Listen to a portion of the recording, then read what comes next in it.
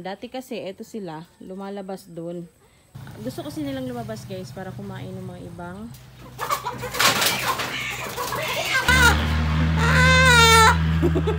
so isa din yan sa pinakamagandang gawin sa mga. So ayan guys, good morning nga pala sa inyo. At ngayong araw ay maglilipat tayo ng mga sisiw natin na 3 piraso dun sa likod kasi kailangan na silang ibaba guys or ipalabas dun sa kulungan nila sa ngayon kasi napapansin ko malalaki na at panahon na rin talaga para sila ay ilipat. Pero bago yun guys, talagyan ko rin sila ng cable tie at nang matandaan natin baka in case na makalabas doon sa likod ay meron tayong panangga. Or hindi naman panangga na parang sasanggain nila kung ano yung mangyayari. Kundi meron tayong pananda na kung saan man sila makarating, alam natin sa atin sila. Kasi nga, maglalagay tayo ng cable tie or wire stripper, kung ano pang tawag ninyo dito. So, ilalagay natin doon sa kanilang mga paa. So, punta tayo doon sa baba, guys. Papakita ko sila sa inyo. So, update na rin sa kanila sa ngayon kung ano na yung mga itsura nila at kung gaano na sila kalalaki. Ayan pala si Mingay, guys. Ang laki na ng tiyan ni Mingay. Mingay, when ka magbigay ng bata, Mingay? When ka mag-anak, Mingay? Simula nung inayos ko yung palibot ng aming area or nung aming temporary permanent na gate or tawag nito bakod, hindi na sila nakakalabas and salamat naman kung ganun kasi nga hindi na tayo mag-iisip sa kanila kapag nasa labas sila. So ayun lang, na-update ko lang sa inyo or na-mention ko lang kasi sa ngayon lahat ng alaga ay ayan, nandito lang sa loob talaga ng area namin. Yang patong yan gustong lumabas kasi hindi siya makalabas kasi nga inayos ko na yung sa bandang harap kahapon para nga hindi sila makalabas. Napakadami pa namang sasakyan na dumadaan dito guys. So, baka masagasaan, sayang yung ating naipundar or naibigay na pagkain sa kanila kung ganun lang yung mangyayari.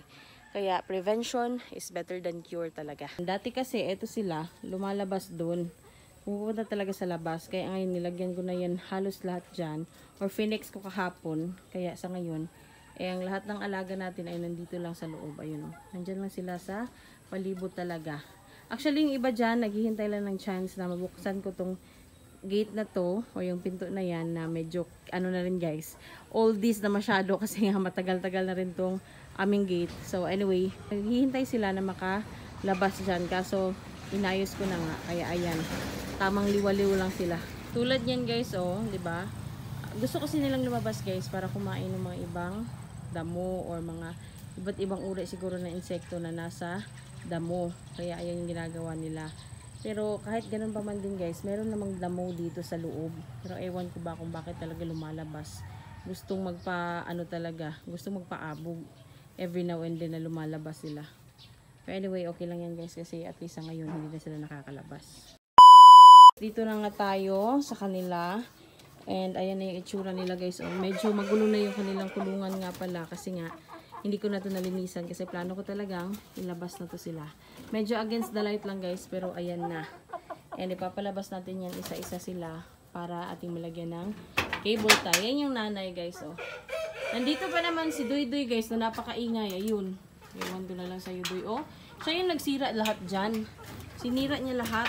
Yan. Yung mga net na yan guys. Wala na. Sinira na nag-iisang Duy Duy.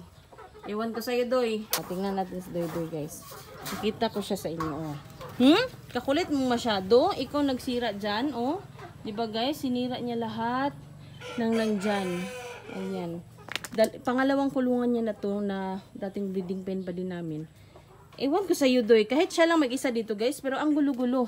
Ayan, oh. Hindi pa niya naubos yung pagkain niya. Doon ka muna, Doy. Doon ka ba? Magpasok ka. Ayan, guys. Nagikipaglaro yan. Kaya eto, ating isirado kasi napakahirap niyan kapag nakalabas. O, diba? O, feeling matangkad ka na masyado, Doy. Yeah. Okay, so hulihin ko lang yung isa dyan at nang maipakita ko sa inyo at nang malagyan din natin ng cable tie bawat isa bago i-release.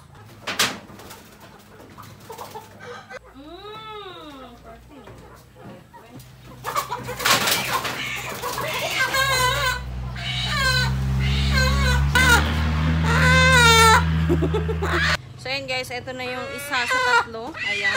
So, lagyan ko lang to ng cable tie, guys. Huwag kang maingay masyado, please. Para in case na makawala to, o tapos pumunta sa ibang lugar, at least nang hanapin natin, alam talaga natin agad na atin to kasi meron siyang cable tie sa paa.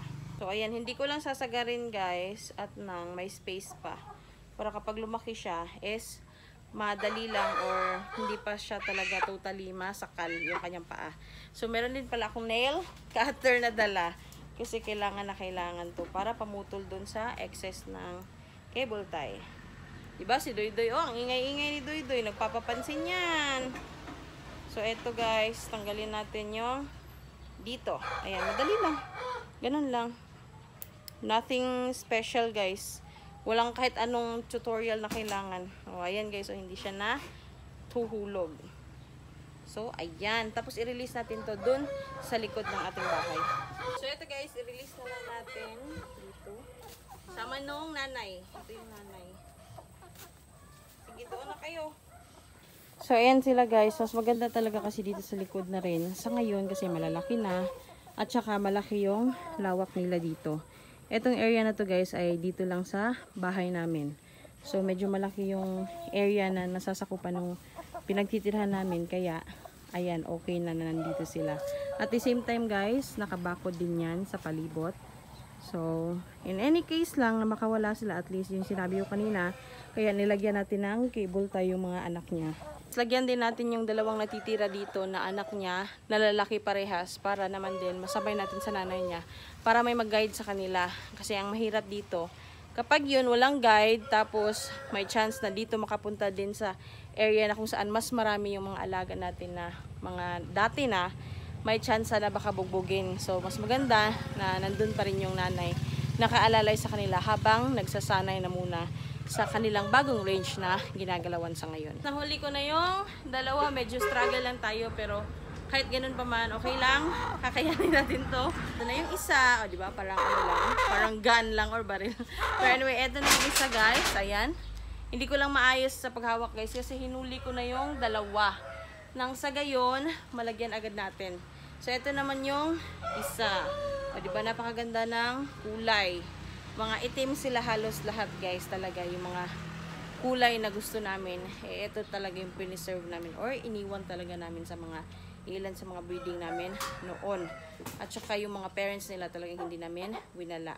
So, lagyan ko na muna guys. Medyo struggle lang pero carry naman para matapos tayo dito. Medyo struggle is real. Pero kakayanin. Ayan. Tapos, saka yung sa isa. So, ayan na guys.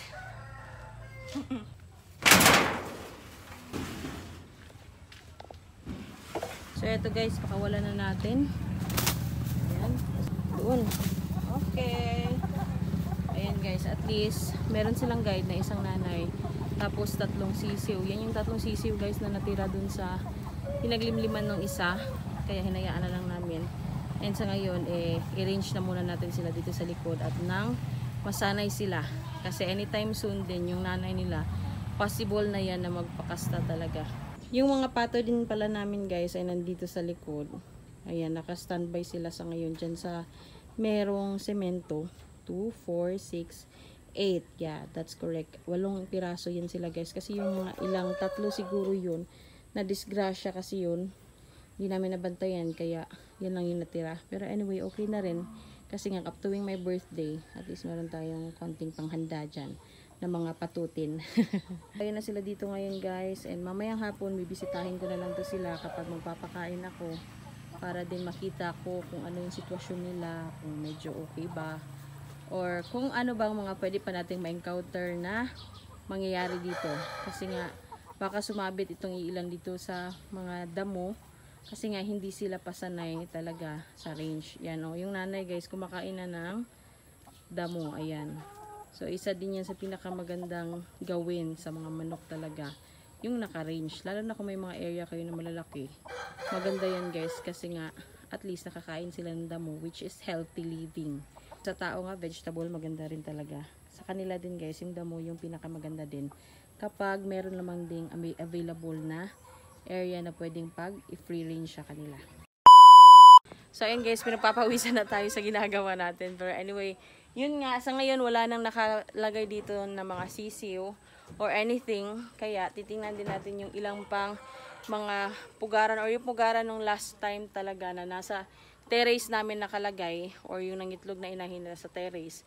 Tingnan natin yung sitwasyon niya. Actually guys, ilang piraso lang yun guys. Ngayon, tingnan natin yung nandito sa kanyang pugaran kasi nilipat ko na nga. Kahit ang dami pa niyang pagkain dyan, palagi na lang talagang nakahingi.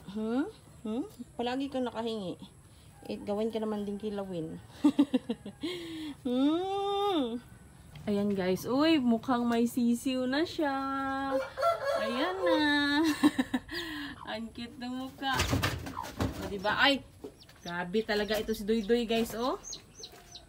Ayun, may sisiw na talaga guys. Shh! Mag-enough ba? Enough. O, diba? Nasangit. Sabit yung ano mo. Yung sungay mo. Hindi ko lang alam kung... Ops! Wag kang manuka. Ilang sisiw to. Hindi ko na lang muna titingnan guys kasi mukhang basa pa. Maglalagay na ng tubig kasi magpapainom na tayo sa ating mga baka.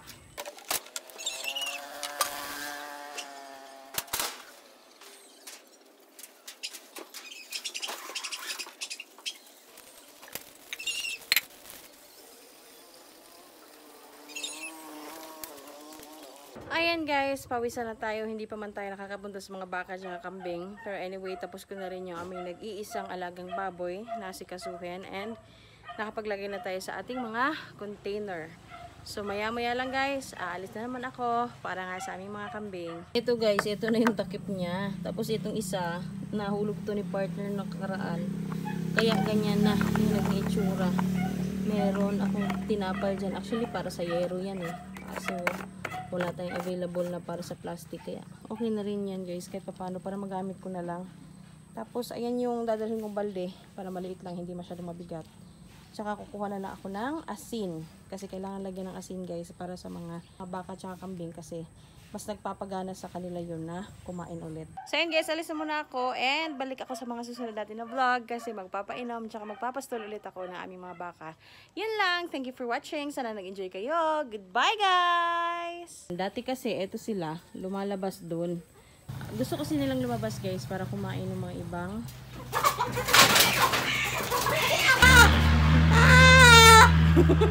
so isa din yan sa pinakamagandang gawin sa mga